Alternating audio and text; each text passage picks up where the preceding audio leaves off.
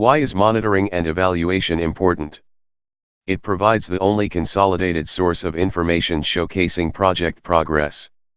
It allows actors to learn from each other's experiences, building on expertise and knowledge. It often generates, written, reports that contribute to transparency and accountability, and allows for lessons to be shared more easily. It reveals mistakes and offers paths for learning and improvements. It provides a basis for questioning and testing assumptions. It provides a means for agencies seeking to learn from their experiences and to incorporate them into policy and practice.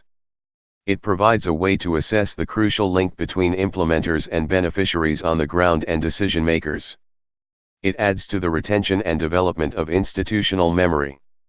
It provides a more robust basis for raising funds and influencing policy.